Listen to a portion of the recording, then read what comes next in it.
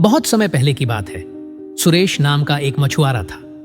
अपने काम में मग्न और मस्त रहने वाला सुरेश अपनी ही दुनिया में खुश रहता था। उसका एक अजीब नियम था, जब तक पिछली पकड़ी हुई मछली खत्म ना हो जाए वह दूसरी मछली पकड़ने की सोचता भी नहीं था। इस वजह से वह हमेशा एक बार में सिर्फ एक ही मछली पकड़ता था। एक दिन की बात है, जब सुरेश की पत्नी सावित्री उसके द्वारा लाई हुई ताजी मछली को छील और काट रही थी, तभी उसकी आंखें हैरानी से बड़ी हो गईं। उसने चाकू छोड़कर मछली के पेट में देखा और वहां चमकता हुआ दमकता हुआ एक मोती मिला। मोती ऐसा खूबसूरत था कि उसकी चमक में सावित्री के होश उड़ गए। सुनिए जी, देखिए तो सही, ये क्या मिला है मछली के पेट में? सावित्री ने सुरेश को जोर से आवाज लगाई। सुरेश ने जब मोती को देखा तो वह भी हैरान रह गया। उसकी आंखें एकदम चौड़ी हो गईं और पल भर के लिए तो मानो उसकी बोलती ही बंद हो गई। मोती इतना सुंदर था कि उसकी नजर हट ही नहीं रही थी। सावित्री ने हंसते हुए कहा, आप कहां खो गए जी? देखिए, ये तो सच में कोई खजाना लगता है। सुरेश ने अपनी पत्नी की ओर देखा और मुस्कुराते हुए बोला, सच में मेरी प्यारी सावित्री, लाओ यह मोती मुझे दो। लगता है हमारी किस्मत आज कुछ खास है। मैं इसे बाजार में बेचकर आता हूं, शायद इसकी अच्छी कीमत मिल जाए। सुरेश ने मोती अपनी जेब में रखा और बड़े उत्साह के साथ बाजार की ओर चल पड़ा। अपने ही गांव के सुनार सेठ के पास पहुंचकर उसने सेठ जी को नमस्कार किया। नमस्कार सेठ जी, सुरेश ने कहा। सेठ ने मुस्कुराते हुए जवाब दिया, अरे आओ सुरेश, यहां कैसे आना हुआ? सुरेश ने अपनी जेब से मोती निकाला और सारा किस्सा सेठ जी को सुनाया। सेठ की आंखों में भी चमक आ गई, मानो मोती नहीं सोने का पहाड़ देख लिया हो। सुरेश ने सुनार से कहा, सेठ जी, मुझे मछली के पेट से यह मोती मिला है, क्या आप इसे खरीद सकते हैं? सुनार ने दिलचस्पी लेते हुए कहा, लाओ दिखाओ मुझे वह मोती।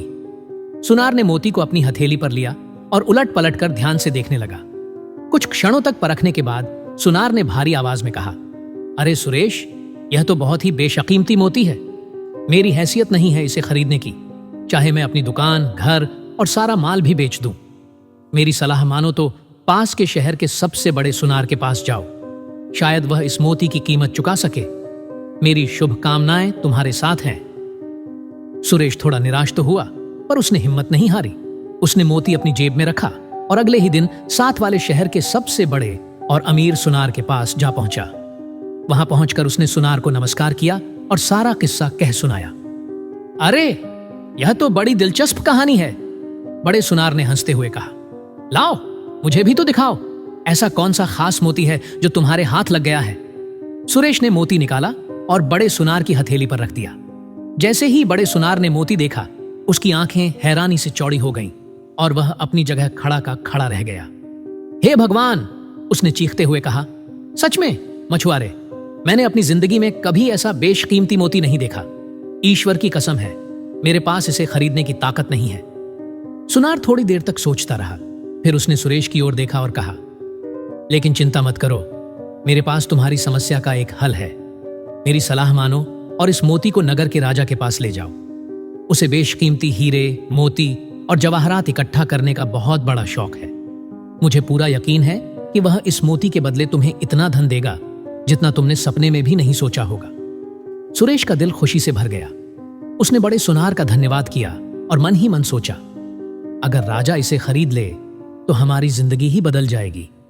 अब उसका अगला कदम था नगर के राजा से मिलना और मोती की असली कीमत पाना। सुरेश यह सुनकर बहुत खुश हुआ। सुनार का धन्यवाद करने के बाद वह तेज कदमों से नगर के राजा के महल की ओर चल पड़ा। उसके दिल में उम्मीद थी कि यह मोती उसकी जिंदगी बदल सकता है। जब वह राजमहल के दरवाजे पर पहुंचा तो वहां खड़े पहरेदार ने उसे रोक दिया। क्यों आए हो यहां? पहरेदार ने सख्ती से पूछा।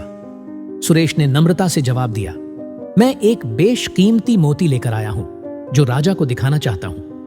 पहरेदार ने सुरेश को ऊपर से नीचे तक देखा। उसके कपड़े साधारण थे और उसके चेहरे पर मेहनत की लकीरें साफ झलक रही थीं। पहले तो पहरेदार ने सोचा कि शायद यह कोई मजाक कर रहा है, लेकिन जब सुरेश ने अपनी जेब से वह चमकता हुआ मोती निकाला तो पहरेदार की आंखें फटी की फटी रह गईं।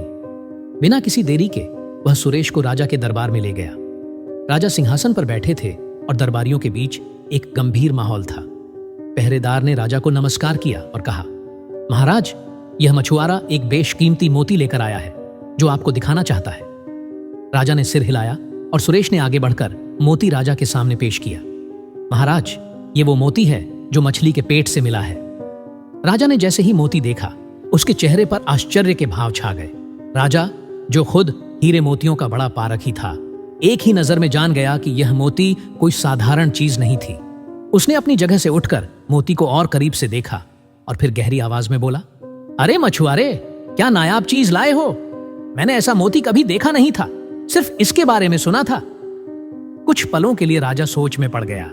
उसके चेहरे पर एक गंभीरता आ गई, मानो वह इस सोच में डूबा हो कि इस अमूल्य मोती की सही कीमत कैसे अदा की जाए। फिर उसने अपने मंत्री की ओर इशारा किया। मंत्री धीरे धीरे राजा के पास गया और दोनों ने कुछ देर तक आपस में सलाह मशविरा किया। इसके बाद राजा ने सुरेश की ओर देखा और मुस्कुराते हुए कहा, सुनो मछुआरे, इस मोती की असली कीमत क्या हो सकती है, यह बताना मेरे लिए भी कठिन है, लेकिन मेरे पास तुम्हारे लिए एक पेशकश है। सुरेश को लगा कि उसके दिल की धड़कनें तेज हो गई हैं। वह बड़ी उत्सुकता से राजा की अगली बात सुनने का इंतजार करने लगा। सुरेश की खुशी का ठिकाना नहीं था। उसने सोचा कि उसे इतना बड़ा मौका शायद ही कभी मिलेगा, और राजा की यह पेशकश उसके सपनों से भी बढ़कर थी।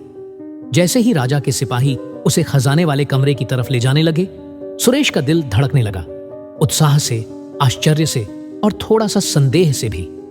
सिपाहियों ने सुरेश को खजाने वाले कक्ष के सामने ले जाकर कहा, सुनो मछुआरे, वह सामने वाले कमरे में राजा का खजाना रखा है। अगले 6 घंटे तक तुम यहां जो कुछ भी चाहो बटोर सकते हो, किसी को तुम्हें रोकने की इजाजत नहीं होगी। सुरेश का चेहरा चमक उठा। यह सुनकर उसके मन में खजाना बटोरने के अनेक ख्याल आने लगे। सुरेश ने आगे कदम बढ़ाना शुरू किया। उसका लक्ष्य सिर्फ खजाना था, लेकिन जैसे ही उसने कुछ कदम बढ़ाए, उसकी नजर बाईं ओर पड़े एक शानदार कमरे पर पड़ी। दरवाजा खुला हुआ था और अंदर शाही पकवानों से भरी हुई थालियां सजी थीं।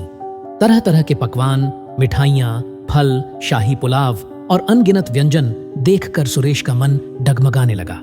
उसके मुंह में पानी भर आया। इतना स्वादिष्ट भोजन उसने कभी देखा नहीं था।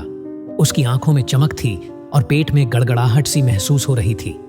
सुरेश ने अपने आप से कहा, अरे, खजाने के लिए 6 घंटे मेरे पास हैं। इतना समय मेरे लिए बहुत ज्यादा है। अगर पहले थोड़ा खाना खा लूं तो मुझे खजाना बटोरने में भी मजा आएगा। यह सोचकर उसने खजाने वाले कमरे का दरवाजा छोड़ दिया और शाही पकवानों के कमरे में घुस गया। वहां उसने सबसे पहले मिठाई का एक टुकड़ा उठाया और मुंह में डाल लिया। वाह, क्या स्वाद है! सुरेश अपने आप में खो गया। उसने एक के बाद एक पकवान चखना शुरू किया। समय का ध्यान नहीं रहा, बस स्वाद के मजे में वह पूरी तरह डूब गया। सुरेश ने सोचा कि थोड़ा सा ही खाना खाकर वह जल्दी से खजाना लेने जाएगा, लेकिन उसके पेट की भूख, जो अब पकवानों की खुशबू से जाग चुकी थी, उसे बार बार और खाने के लिए उकसाती रही। उसने शाही पुलाव, कबाब और मिठाइयों से खुद को तृप्त करने का प्रयास किया। समय बीतता रहा और सुरेश पकवानों में इतना खो गया कि उसे पता ही न लगा कब उसके 2 घंटे बीत चुके थे, और वह भी सिर्फ खाना खाते हुए। जब खाना खाकर उसका मन भर गया तो वह उस कमरे से निकला और खजाने वाले कमरे की तरफ फिर से बढ़ने लगा। उसने अभी कुछ ही कदम बढ़ाए थे कि अपने दाईं तरफ उसने एक और आलीशान कमरा देखा, जिसमें मखमली बिस्तर सोने के पलंग पर बिछे हुए थे। यह देखकर मछुआरे ने अपने आप से कहा, आज तो पेट भर के और जी भर के खाना खाया है, क्या बिगड़ जाएगा अगर थोड़ा सा आराम कर लिया जाए। इस तरह से खजाने के हीरे और जवाहरात समेटने में मुझे और भी मजा आएगा। ऐसे मखमली बिस्तरों पर सोने का मौका बार बार नहीं मिलेगा, तो फिर ऐसे मौके को क्यों गवाया जाए। मछुआरे ने बिस्तर पर सिर रखा और फिर क्या था, वह गहरी नींद सो गया। 6 घंटे का समय बहुत जल्दी बीत गया। अंततः दरवाजे के बाहर खड़े सिपाही ने कहा, समय खत्म हो गया है, अब तुम्हें बाहर आना होगा। सुरेश ने अपनी आंखें खोलकर देखा। वह समझ नहीं पाया कि 6 घंटे कैसे बीत गए। उसे अपनी गलती का एहसास हुआ। उसका पेट भर गया था, लेकिन उसके पास खजाने में से कुछ भी नहीं था। उसने शाही भोजन का आनंद तो लिया, लेकिन असली खजाना उसे कभी नहीं मिला। राजा ने आगे कहा, सुरेश, तुम्हारे 6 घंटे पूरे हो चुके हैं। मैंने तुम्हें इतना समय दिया था ताकि तुम मेरे खजाने से जितना चाहो उतना ले सको, लेकिन तुमने इस अवसर को व्यर्थ कर दिया। तुमने अपना समय खाने पीने और सोने में बर्बाद कर दिया। अब तुम्हारा समय समाप्त हो गया है और अब तुम्हारे पास खजाना बटोरने का कोई मौका नहीं है।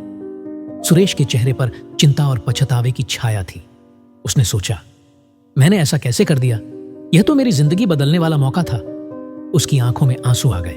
उसने राजा से कहा, महाराज, मुझे अपनी गलती का एहसास हो गया है। मैंने आलस्य और लालच में अपना समय बर्बाद कर दिया। मुझे एक और मौका दीजिए। राजा ने गहरी सांस ली और गंभीर स्वर में कहा, सुरेश, जीवन में हर मौके का महत्व होता है। एक मौका गया तो वह लौट कर नहीं आता। तुम्हें जो अवसर दिया गया था वह अनमोल था, लेकिन तुमने उसका महत्व नहीं समझा। इसीलिए मैं तुम्हें दूसरा मौका नहीं दे सकता। यह तुम्हारे लिए एक सबक है कि समय और अवसर को कभी व्यर्थ नहीं जाने देना चाहिए। सुरेश की हालत राजा के इस फैसले को सुनकर खराब हो गई। उसका सारा शरीर कांपने लगा और आंखों में आंसू भर आए। वह गिड़गिड़ाने लगा, महाराज, मुझ पर दया कीजिए। मुझे एक और मौका दे दीजिए, बस थोड़ी और मोहलत। राजा ने गंभीरता से कहा, सुरेश, तुम्हें 6 घंटे का वक्त दिया गया था, लेकिन तुमने उसे यूं ही गंवा दिया। ये 6 घंटे तुम्हारे लिए बहुत थे, लेकिन तुमने उन्हें खाने, पीने और सोने में बर्बाद कर दिया। अगर तुमने वही समय खजाने को समेटने में लगाया होता तो अब तुम्हारे पास इतना धन होता कि तुम अपने लिए और भी अच्छा खाना खा सकते थे, इससे भी बेहतर बिस्तर बना सकते थे। लेकिन तुमने अपने छोटे छोटे लालच को अपने बड़े सपनों पर हावी होने दिया। तुम्हें अपनी जिंदगी के कुएं से बाहर निकलकर समंदर देखने का मौका मिला था, लेकिन तुमने उस कुएं को ही सब कुछ मान लिया। अब समय खत्म हो चुका है, तुम्हें यहां से जाना होगा। यह सुनकर सुरेश की हिम्मत टूट गई और वह फूट फूट कर रोने लगा। वह कहने लगा, नहीं महाराज, ऐसा मत कीजिए, मुझे एक मौका और दीजिए। लेकिन राजा के सैनिकों ने उसे पकड़कर महल से बाहर निकाल दिया। इस तरह सुरेश का मोती भी हाथ से चला गया और खजाना भी नहीं मिला। दोस्तों, कहानी तो यहां पर खत्म हो जाती है, लेकिन सीखने वाली बात अभी बाकी है। हमें यह सोचने की जरूरत है कि कहीं हम भी इस कहानी के मछुआरे जैसे तो नहीं बन गए हैं, जो अपनी जिंदगी के महत्वपूर्ण अवसरों को छोटी छोटी लालचों में गंवा देते हैं। परमात्मा ने हमें इस धरती पर एक निश्चित समय के लिए भेजा है ताकि हम अच्छे काम करें, लोगों की भलाई करें और अपने जीवन को एक महान उद्देश्य की ओर लेकर जाएं। तो इस कहानी से सबक लें और सुनिश्चित करें कि हम अपने समय और अवसरों का सदुपयोग करें, न कि उन्हें आराम और आलस्य में बर्बाद करें। याद रखें कि समय सीमित है और हमें इसे सही दिशा में लगाना है ताकि हम अपने जीवन का असली उद्देश्य हासिल कर सकें।